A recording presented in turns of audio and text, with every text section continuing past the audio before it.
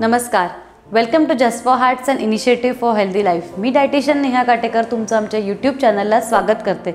तुम्ही अजूनही आमचं चॅनल सबस्क्राईब केलं नसेल तर नक्की सबस्क्राईब करा आणि बेल आयकॉन दाबायला विसरू नका। तर मी मागे मोरिंगाचा व्हिडिओ केला होता, म्हणजे शेवगाच्या पानांची पावडर जी आहे किंवा शेवगाची पानं ह्याच्यावर मी एक व्हिडिओ केला होता आणि तुम्ही त्याला भरभरून प्रतिसाद दिला, त्याबद्दल खूप खूप धन्यवाद। पण त्याच्यामध्ये मी मोरिंगा नक्की काय आहे, ते कुठल्या भागात उगवतं किंवा त्याचे काय फायदे आहे हे मी डिस्कस केलं होतं। पण त्याच्यावरती मला बरेचसे कमेंट्स आले की आम्ही तो मोरिंगा कसा वापरू शकतो। तर आज मी फक्त तो मोरिंगा तुमच्या आहारात किंवा शेवगाची पानं तुमच्या आहारात कुठल्या पद्धतीने तुम्ही इन्क्लूड करू शकता त्याच्याबद्दल बोलणार आहे। तर मोरिंगा ही एक पौष्टिक वनस्पती आहे जी विविध आरोग्याचे फायदे देते। या वनस्पतीला मिरॅकल प्लांट देखील म्हटले जाते। या झाडाचे पानं, सालं, फुलं, फळं, बिया आणि मुळे यात भरपूर प्रमाणात औषधी गुणधर्म आहेत।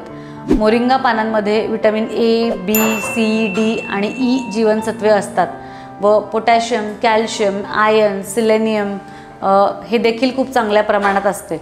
मोरिंगा हे डायजेस्टिव्ह हेल्थ सुधारण्यासाठी आणि ज्यांना काही त्रास आहे ते देखील चांगलं करण्यासाठी आपल्याला मदत करत असते। आणि मोरिंगामध्ये मोरिंगा किंवा शेवगाची पानं ही तुम्हाला डायजेस्टिव्ह हेल्थ किंवा पाचकशक्ती निरोगी ठेवण्यास किंवा त्याला सुधारण्यास देखील मदत करते व तुमची जी इम्युनिटी आहे ती चांगली करण्यासाठी आपल्याला मोरिंगा मदत करत असते। आता जसं तुम्ही आधी मला व्हिडिओमध्ये कमेंट्स बरेच विचारले की मोरिंगा आम्ही कसं वापरू शकतो आमच्या आहारामध्ये। तर सगळ्यात पहिले आपण बघूया की ती मोरिंगाची पावडर आहे, जर तुम्हाला घरी बनवायची असेल तर तुम्ही ती कशी बनवू शकतात।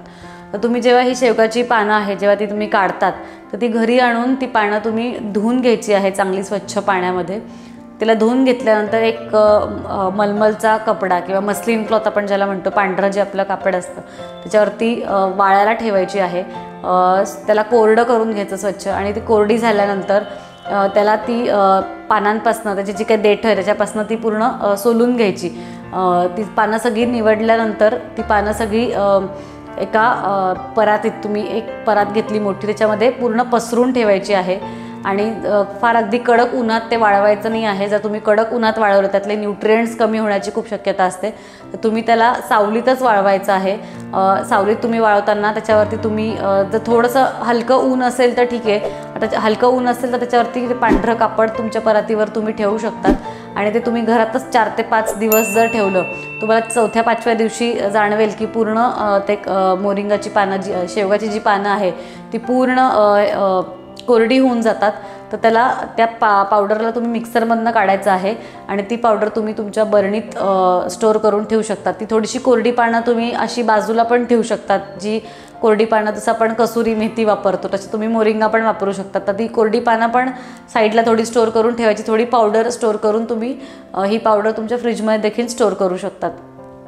तर अशा पद्धतीने तुम्ही मोरिंगाची पावडर आणि पानं हे लॉंग टर्म वापरण्यासाठी तुम्ही हे स्टोअर करू शकतात।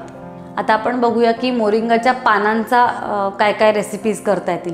तर सगळ्यात पहिली रेसिपी आहे की आपण जसं पालक, मेथी, इतर पालेभाजी आपण ज्या पद्धतीने करतो त्या पद्धतीने तुम्ही मोरिंगाची शेवगाच्या शेंगांच्या झाडाच्या पानांची तुम्ही रेसिपी करू शकतात। जसं आपण पालेभाजी लोखंडाच्या कढईत करतो तसंच तेल टाकून थोडं लसूण घातला, मोहरी घातली, थोडंसं मिरच्या घातल्या आणि ही पानं घातली आणि थोडीशी तुम्ही याला मुगाची डाळ वापरू शकता थोडंसं टेस्ट येण्यासाठी। तुम्ही हे व्यवस्थित झाकण लावून शिजवलं का व्यवस्थित तुमची एक पालेभाजी जशी आपल्याला लागते तशी ती पालेभाजी एक तयार होत असते। तर तुम्ही ही शेवगाच्या पानांची भाजी एक ऑप्शन आहे तुम्हाला आहारात इन्क्लूड करण्यासाठी। दुसरं आहे तुम्ही शेवगाच्या पानांचा तुम्ही पराठा करू शकतात। तुम्ही ही पानं धुवून बारीक बारीक कापली किंवा मिक्सरमधून जरी काढली आणि कणिक भिजवताना त्याच्यामध्ये मिक्स केली, आपण पालक पराठा जसं करतो किंवा आपण मेथीचा पराठा करतो त्याच सेम पद्धतीने तुम्ही ही पानं वापरून पराठा करू शकतात। तर तो देखील अतिशय पौष्टिक पराठा आहे, तर तुम्ही तो इन्क्लूड करू शकतात। नंतर तिसरं आहे आपण जसं डाळीमध्ये ही पानं तुम्ही घालू शकतात। एक तर तुम्ही फ्रेश पानं पण घालू शकता डाळीत किंवा तुम्ही ही कोरडी जी आपण पानं आता बघितली की कोरडी पानं कशी करायची, ती कोरडी पानं देखील तुम्ही ॲड करू शकता। जसं आपण दाल पालक करतो तसं ही शेवगाची पानं यूज करून तुम्ही वरण करू शकतात। ती एक रेसिपी आहे की तुम्ही फ्रेश पानांपासून ती रेसिपी बनवू शकतात।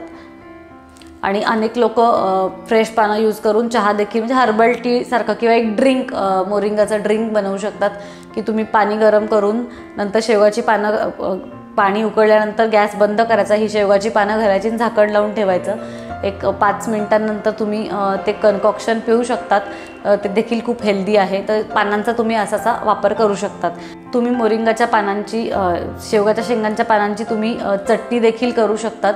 तर तुम्ही त्याच्यामध्ये 1 वाटीभर पानं घेतली, त्याच्यामध्ये खोबरं, तुम्ही डाळ्या, नंतर उडदाची डाळ आणि लाल मिरची असं तुम्ही सगळं मिक्स करून खूप छान चटणी त्याची तयार होते किंवा डिप्स आपण हल्ली म्हणतो. तर हे तुम्ही सगळं पानांचं करू शकतात ह्या रेसिपीज.